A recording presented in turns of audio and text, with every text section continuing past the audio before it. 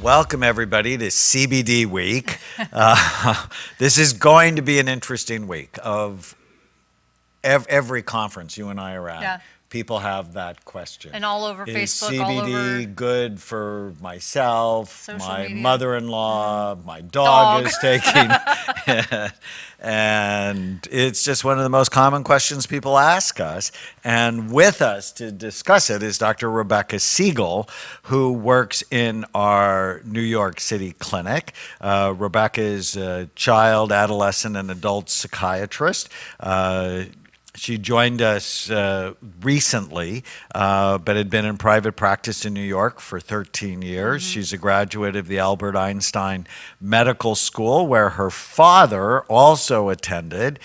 He was a neurologist. She completed her psychiatric residency and child fellowship at Mount Sinai Hospital in New York. She specializes in the assessment and treatment of anxiety, mood disorders, ADHD, with a special focus on issues confronting adolescent and young women. She's also a mother of young girls, and she's licensed in the state of New York to use marijuana.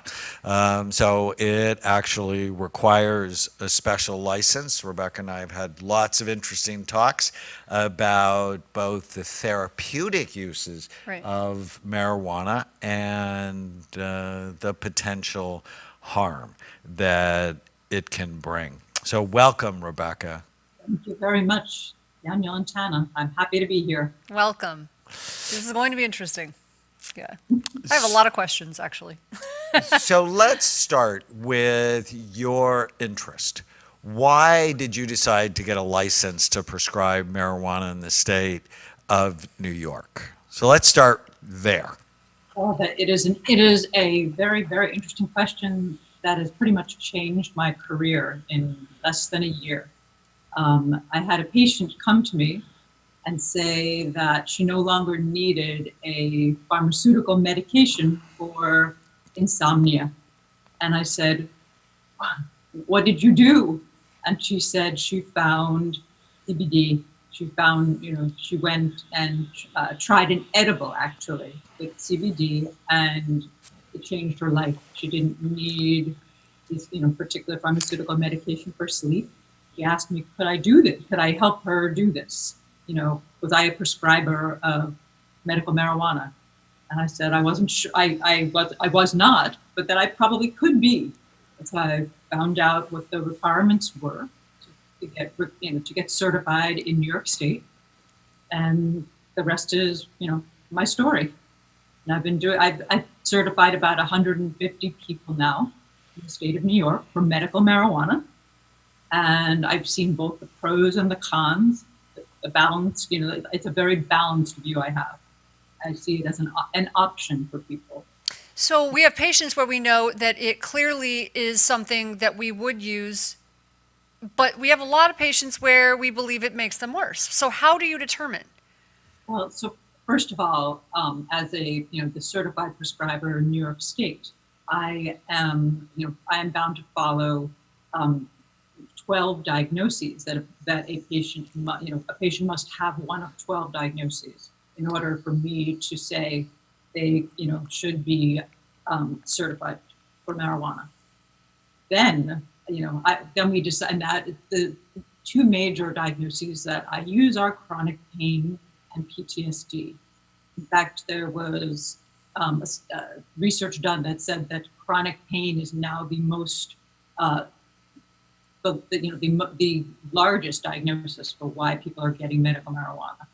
That could mean CBD, that could mean THC, and that's part of our conversation is what's the difference between CBD and THC? Many people don't understand that. So let's talk about that. But before we do, let's go through those 12 diagnoses that are approved in the state of New York. Do you know them off the top of your head? I can give you quite a few. Certainly chronic pain and PTSD are two of the most common that I use. And there's ALS and cancer pain, nausea due to chemo, HIV, AIDS, Huntington's, ALS, things like that. Okay, so mostly Right. they're medical diagnoses as opposed to psychiatric diagnoses, but PTSD obviously is a psychiatric diagnosis. I know it's approved in 10 states for dementia, which worries me because what we've seen is marijuana causes overall decreased blood flow. But is the decreased blood flow worse than Xanax or Right. worse That was than my question. opiates? And probably not. So CBD, you're saying decreases blood flow.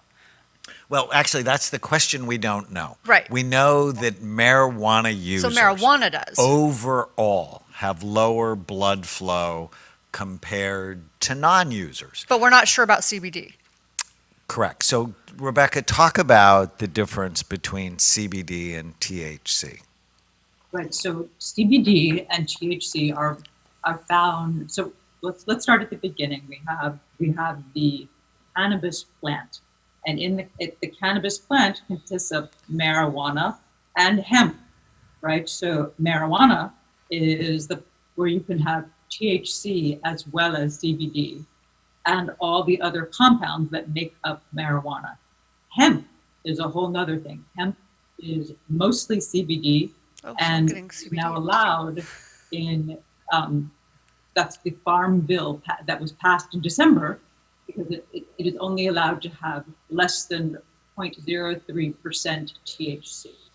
So it is a majority of CBD in hemp. And that is now why hemp products are considered legal. So those of us that put hemp in a lot of different recipes. Exactly. So you're saying I've been getting CBD for a long time. It's more complicated. Right. Now the FDA has not allowed hemp or hemp oil to be put into food and drinks. They will be holding hearings in May to discuss whether it will be allowed. So that should be a very interesting time for sure. And I will definitely be, listening to those hearings if they're broadcast. That's wild. So I had no idea that. So the cannabis plant has THC, which is the psychoactive ingredient in marijuana, and it also has CBD, which they say has no psychoactive effects. I don't believe that at all. I've actually never done marijuana, but I was at a conference and I tried CBD and it made me feel spacey. I did not like how it made me feel because I'm like, my brain's busy and I like it being busy. And, I'm like, it sort of felt like I had a couple of drinks. I didn't really like how it made me feel. The lore, or most people think that THC in fact can be addictive and people do have withdrawal, where CBD is not. What else can you say about the science, about the difference between those two? Well, CBD they're putting it out there as it's going to help in everything in every way, which is not necessarily true. And that is why so much research needs to be done. But what has been, what is now approved by the FDA is a medication called Epidiolex. And that is solely CBD, a special preparation, a liquid form for children with severe forms of seizure disorders, Dravet syndrome and Lennox-Gastaut. And that has been passed through the FDA. It is an approved medication. It reduces the seizure frequency in children. It doesn't take the seizures away entirely, but that is huge. That is huge. So that is the only actual reason why CBD has been approved by the FDA, for no other actual reason. Interesting. So, and I have a question, because you mentioned it with marijuana, like, is it worse than having a drink? But one of my questions is, like you're saying, we don't have that much information yet long-term on the use of CBD, but is it worse than having a drink because you're stressed out, or taking, sleeping pills, or taking pain pills because of pain, because people swear it helps them with pain. It helps them with so many different issues. So what's worse? And the question is, we actually don't know, because it's only so recently been legal, that my thought is, well, let's do the other things first. And if they don't work, then this becomes an option. All right, stay with us. We have lots more to talk about in the issue of CBD, THC, and are they a panacea to get you to heaven early?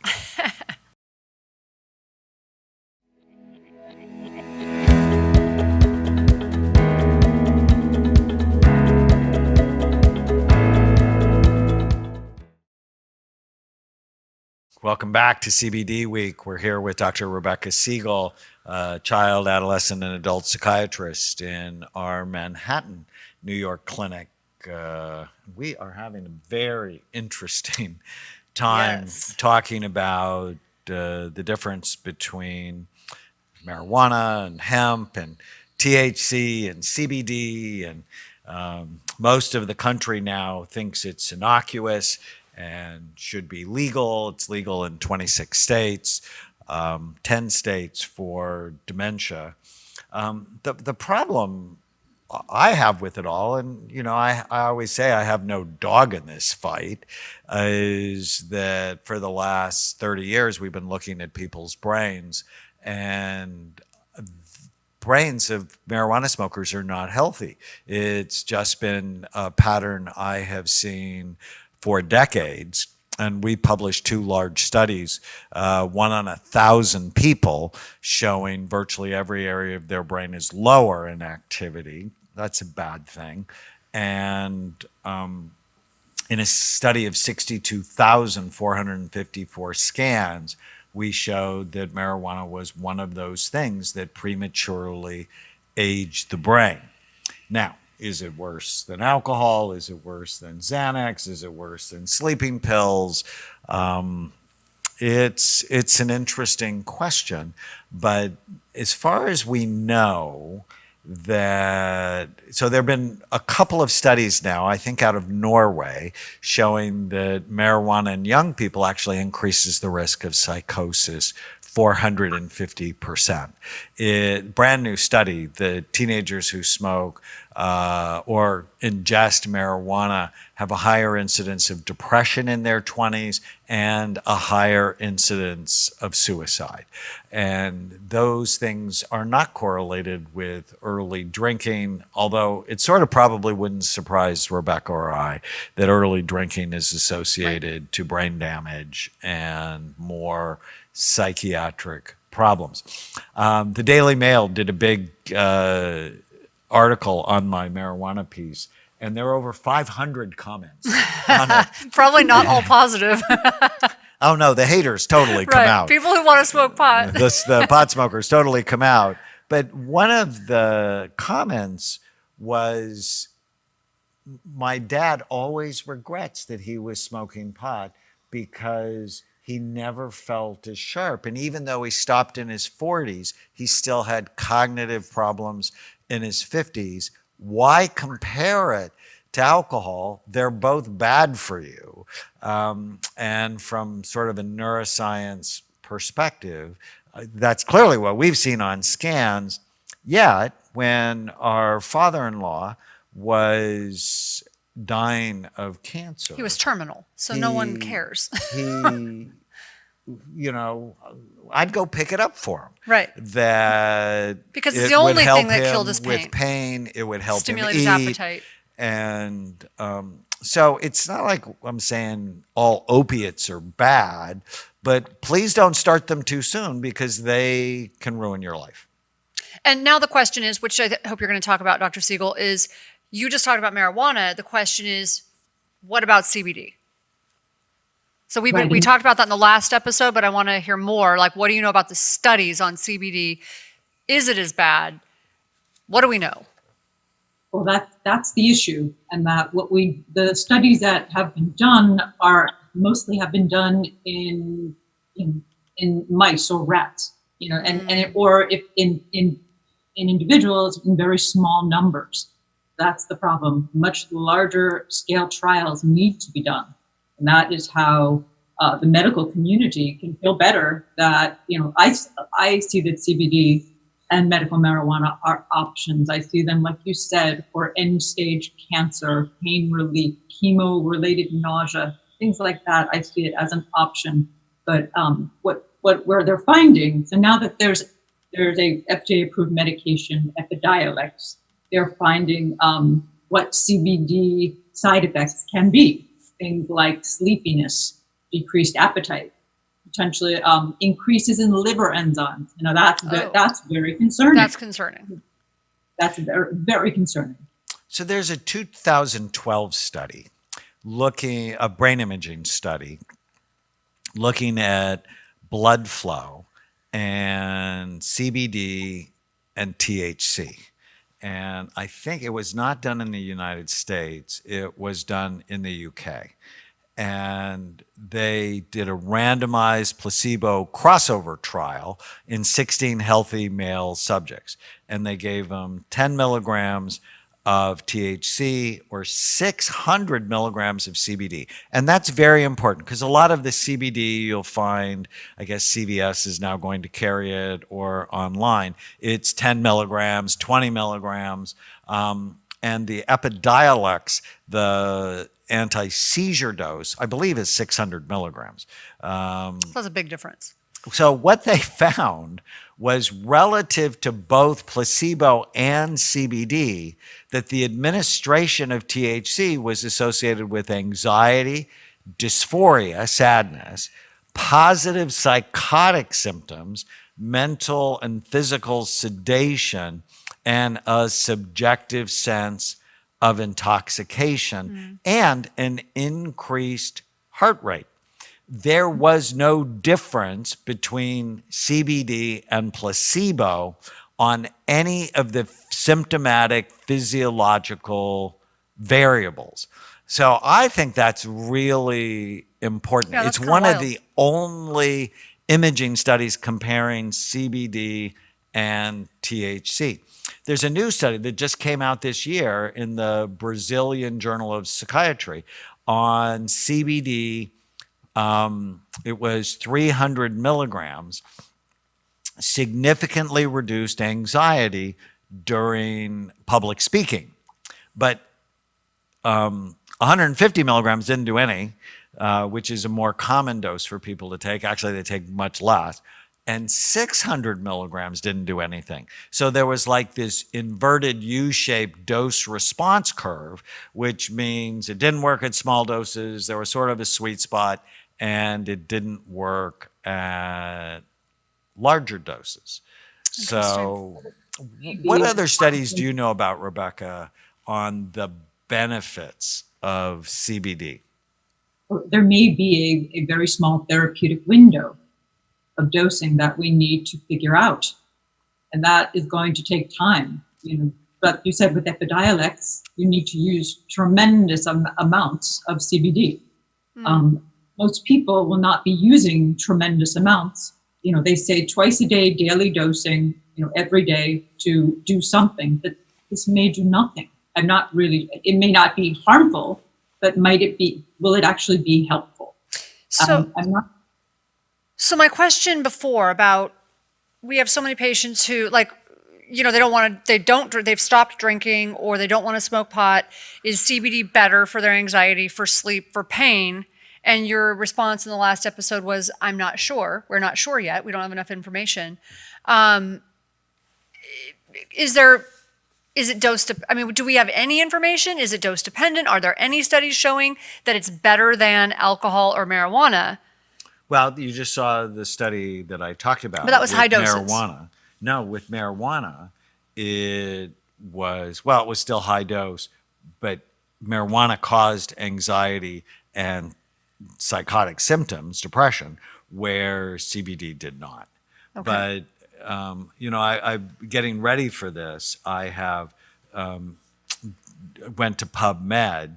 And when you actually go to clinical trials on humans with CBD, there is only a total of 84 studies in history for something that everybody and their mother and their dog is using. Literally. That's ridiculous. Well, if you're And, going to- and part of it is because of it's just not been legal for a very long time. Correct. And it's still, there are places where it's still not legal. And especially if you're going to use marijuana, CBD from marijuana, that is federally not legal. And that's actually a whole nother, topic that is incredibly interesting.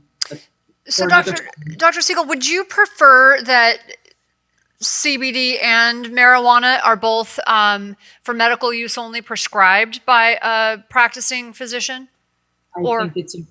I think that is a much safer and much better way to go, because if it's going to be sold over the counter at CVS or Walgreens, people don't necessarily know what they're getting. They don't know how to dose it. They don't know that the other thing is they don't necessarily know how much CBD is actually in the product. They may say it is a certain amount, but that's not necessarily so. There's been research to show that I think 70% of there's inaccuracy in the dosage claims of what CBD, how much CBD, the percent of CBD could be more, could be less. Well, and they also don't have anyone to follow up with if they have side effects. Which is why I would only feel comfortable, in prescribing medical CBD, medical marijuana. I'm very cautious and very concerned about over-the-counter CBD. Well, and all you have to do is look at the states where they've legalized marijuana and see the problems that we're having associated to legalized marijuana and the increased use in teenagers because it's now accessible, and it's not that hard to figure out. So there's a brand new study in translational psychiatry, which when we come back, we're going to talk more about marijuana, CBD. Is this something you should give to your mother-in-law if you like her or if you don't like her? Stay with us.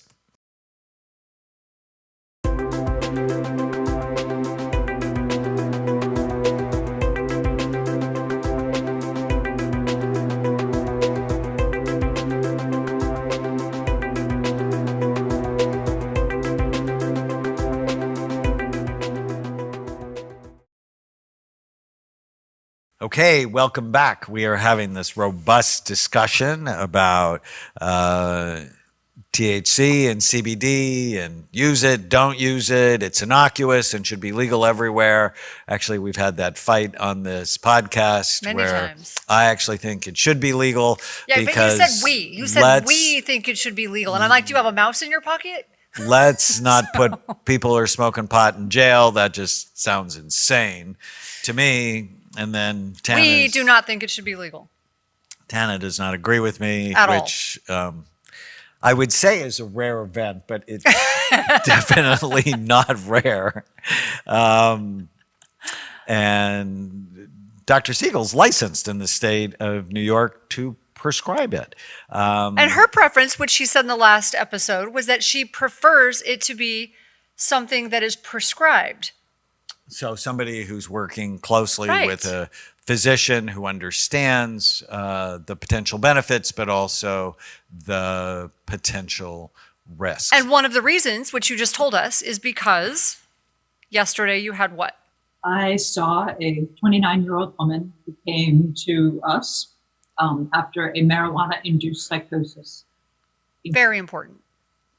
Marijuana-induced psychosis. Incredibly sad, incredibly difficult, incredibly anxiety-producing for her, obviously, and for her family. It affected the whole family. She was purportedly abusing marijuana, which we don't know. We assume that means THC and maybe some CBD, maybe not, but multiple times a day. And she said, in fact, at the latest time, she was doing it almost all day. And she said the anxiety that she began to feel, she felt that marijuana could help that, to alleviate that, which was obviously not the case. She ended up hospitalized And then they put her on all kinds of different medications to treat the psychosis, which started her on a whole nother cycle of, of complication. She was put on antipsychotic medication. Exactly. It was incredibly devastating. And this was a high functioning woman so she was put on a mood stabilizer and an antipsychotic. And that's where I saw her. And she was improving because she had stopped marijuana smoking entirely. And it was, by the way, it was smoking, which means there's lots of different ways and forms that you can do this. There's smoking, the plant, or called the flower. There's vaping. There's taking it in capsule form. And there's also taking it liquid under the tongue, called tincture. And these new wax pens, aren't those like a concentrated form? So the kids at school now, that's the thing they do because there's no smoke involved. In fact, at the local high school that my daughter used to go to, she now homeschools, there was a big scandal because they did a random search of all the lockers and the kids' bags. And so the kids ran into the bathrooms and they stopped up all the toilets because they were flushing their wax pens down the toilets. Exactly. So this is a problem. And vaping is a national epidemic. Right. And a problem. In Pueblo, Colorado, so marijuana has now been legal. Babies are being born positive with THC. That has actually gone up 1,700%. Okay, and I'm sorry, that should just be criminal. Well, it is a form of child abuse. Yes. And, the idea that marijuana is innocuous, we really need to stop that because it's not innocuous. Now, is there a place for it? We've already talked about for chronic pain, for ALS, for Huntington's, in specific cases of non-responsive seizures. Right. I think there is a place for it. Agreed. And I'm like the king of natural medications, right? I mean, we own BrainMD, which is a supplement company. We use things like rhodiola, ashwagandha, saffron, ginseng, and they have research behind them because of the politicalization of marijuana. So, it's not just that it was bad. There's a lot of politics if you understand the history of its banning in the United States, that it's not been able to be appropriately studied. But I know on Facebook we have some negative comments. We always get them with this. But I just have to tell you, I've seen more brain scans than anybody in the history of the world when it comes to psychiatric issues. And generally, your brain's not healthy. I am talking today, so someone I saw 3 months ago had been smoking marijuana literally for 50 years. And his brain at 70 looks like it's 95. It was clearly aged, and it's not healthy. And he stopped because of the scan. Right. And I'm going to talk to him today because he feels anxious. Right. So what else because can you there's do? a psychological addiction to it, but there's also a physiological. It physiologically changes your brain in a way that may not help you long term. Okay, so I have to push back. I'm with Dr. Siegel. You just know I have to. So I'm with Dr. Siegel on this, that it should be prescribed, because if you look at, since it's been legalized, first of all, these companies are targeting lower income, low socioeconomic demographics. So where are the marijuana dispensaries? Right. Okay. Unemployment in that population is going up. Teenagers have more accessibility. We do see, you already said, we see psychosis related to it. You both said that, the studies show it. So yeah, I'm not a fan. I think that if we're going to use it for the things that it is appropriate for, and clearly there are things it's appropriate for, it should be prescribed. All right, so we're hitting pretty hard on the negative part, but you've also seen some really positive stories. What comes to mind when I ask you to think about that? Well, one of my favorite patients of all time has very, very serious Crohn's and colitis. He's missed many, many days of work. He's suffered with cramps and with pain due to his conditions. And he has found that medical marijuana has helped him tremendously. You know, he feels better. He's able to go to work. He doesn't have the cramping. He doesn't have the pain that, you know, that Crohn's and colitis can be so devastating. Yeah. So that's been tremendous. But, right. That's a very positive story. I've seen many positive stories, but I've also seen some very negative stories. What is the theme behind the positive stories?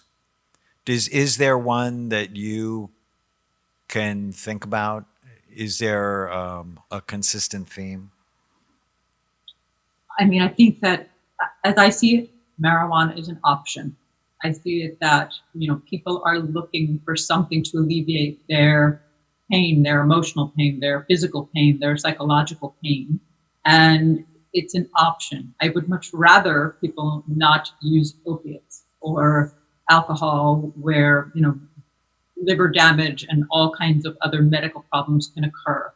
I do think it needs to be regulated. I think that these people need to be followed by physicians who understand cannabis and its effects and the dosing and the ratios of THC to CBD. Most physicians who are certified to prescribe this don't have any idea. And when people go into dispensaries, I don't want to knock the people in the dispensaries, but the patients looking for help are asking the pharmacists in dispensaries who may have little to no knowledge about what the effects are, what it can do. That I feel like is my role, and I feel like that's the most important thing. I think first do no harm, and as a physician, I want to be involved in it, to help people, to see it as an option, but to be under controlled conditions. Right. That's why I'm trying to learn as much as I can. Yeah, because you can then guide them through. If they are having a negative response, you can help guide them through it. You can give them a way out of it. You can point out that this is related to the actual marijuana use. It's not something else, or it is something else, whatever it is. You can then help them through that event because it's scary for everyone around them. Believe me, I know this. Well, the other thing is that everybody is affected by marijuana in a different way. Everyone's brain is different. Everyone's body is different. Right. Marijuana affects everyone differently. You can't generalize and say this is going to help you with everyone with anxiety. Right. So I read a very interesting article in the Wall Street Journal, and it was about many people think marijuana is innocuous, but increases depression, suicide, psychosis in the young. As you said, marijuana companies target low-income people, keeping them low income. Right. They also target children, like teenagers. And how I learned that clinically is I would often get 15, 16, 17-year-old patients who their mom and dad would bring them in because they thought they had ADD or ADHD, but they didn't have ADD when they were 10 or 11 or 12. And when you look at their brain, it has this toxic look to it. And I'm like, so when did you start smoking pot? And they go, oh, well, I never have. And I'm like, but let's look at your scan. Your scan it looks like it's been assaulted. There's a toxic look to it. And then they'll start to cry and they'll go, you won't tell my parents. And they'll talk about their marijuana use, how it calmed their anxiety, but it then clearly decreased their ability to perform in school because it can, not for everybody, but a significant number of people lower their motivation. And one story just horrifies me. I saw this boy who wouldn't stop. I mean, despite seeing his scans, he would not stop and ended up having psychotic episodes. And then later, I wasn't treating him at the time, but he killed himself. And Sometimes it's heartbreaking. The disease wins. Yes, sometimes the disease wins, but I worry as people see this as innocuous, it's as a drug becomes innocuous, its use goes Yep. up. And my concern is because of the lack of study. Cocaine used to be legal. I know. It was in Coca-Cola. That's how it got its name. That, we unleash things on society without enough study. It can have a negative effect. All right, stay with us. We have one more session with Dr. Siegel on CBD.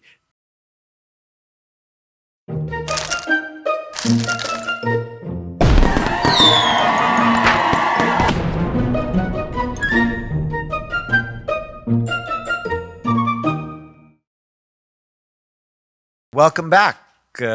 We are very excited and grateful to Dr. Rebecca Siegel. This has been such an interesting conversation. We've already got a lot of social media chatter about this. It's sort of like a religion a little bit. Yeah, I'm so glad I don't care about being popular. and it's like a religion a little bit when it comes to marijuana and CBD because the science has yet to grow up.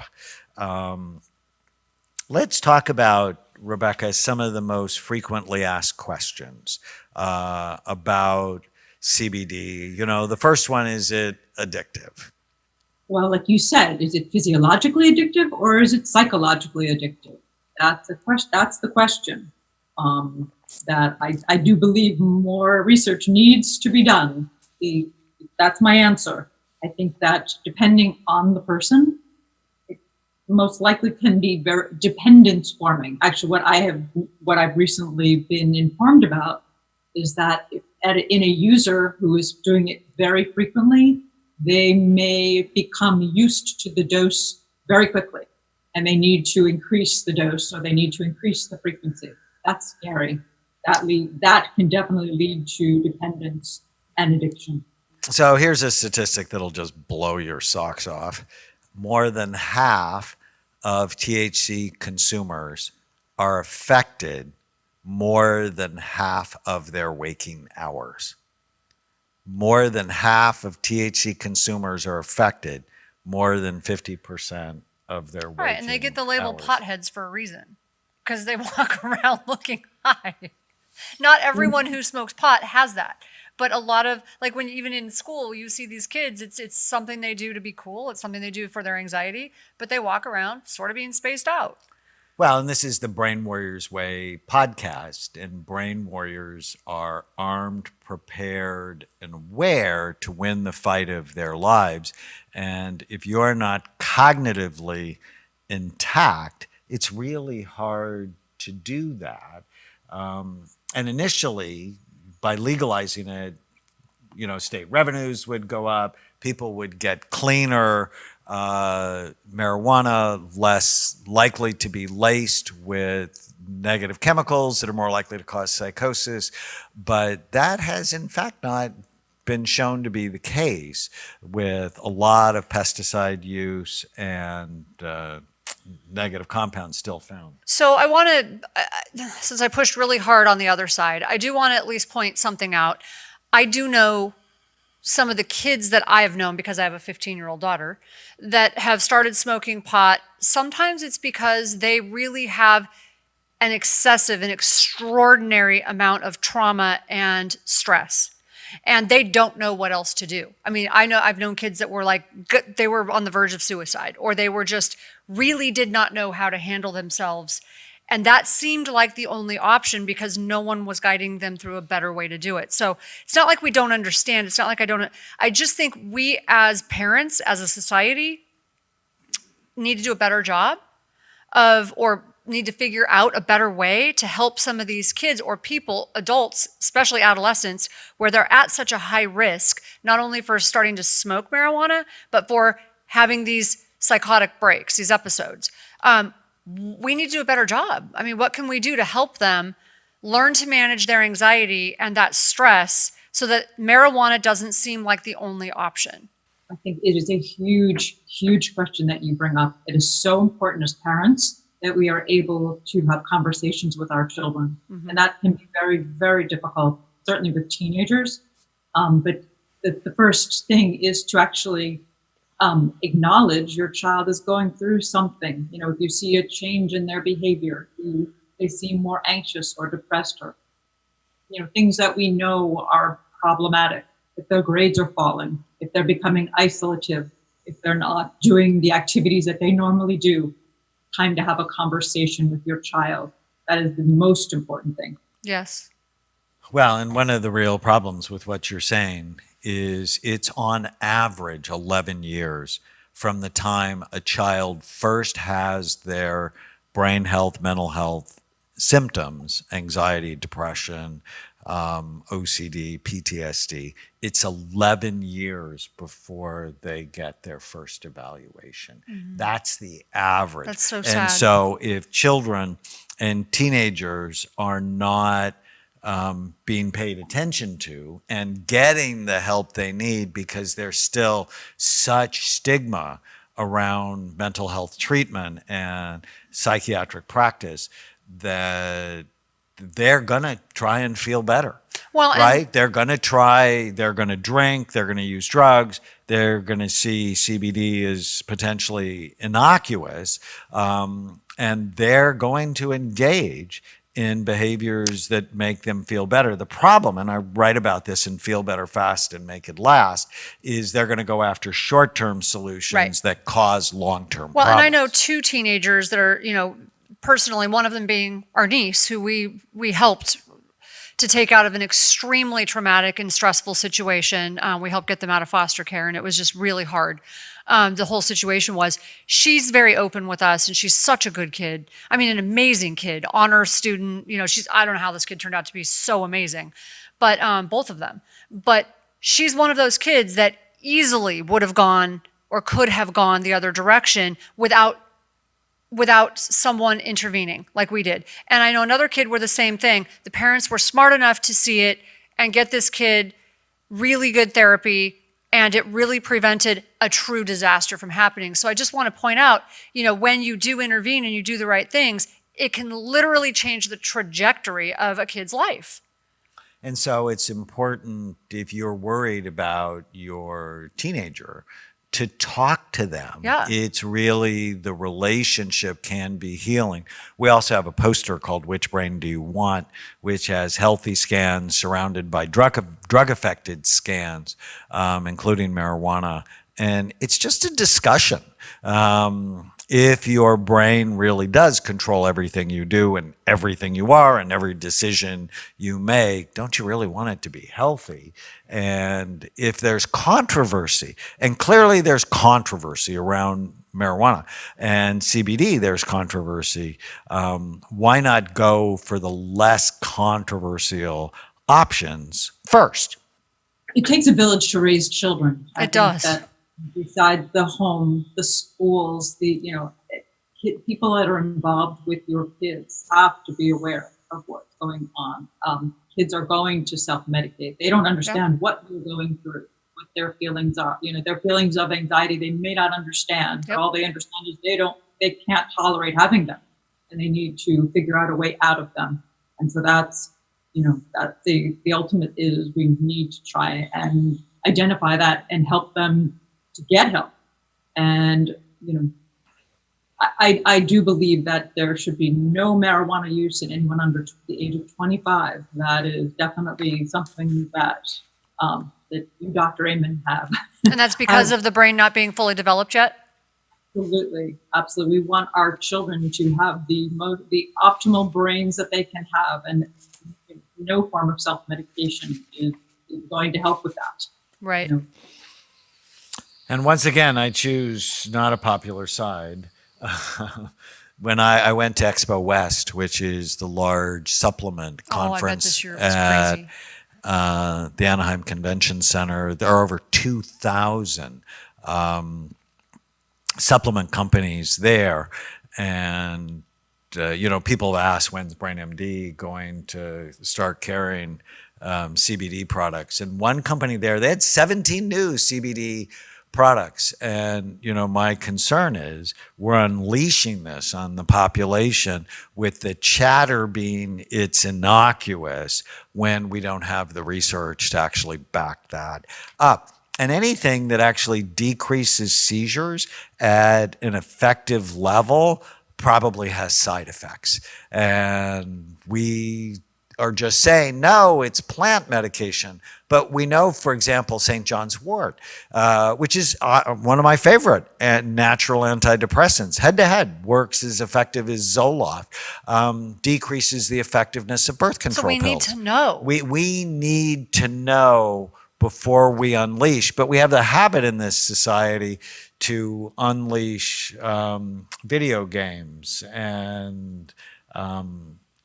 other things on our society, cell phones, where we don't really study the long-term effects on development, and we unleash them on a population that may not, at first, like social media, you think it's innocuous. It's definitely but not. Now, the majority of teenage girls don't think they're enough because they're comparing themselves to Right.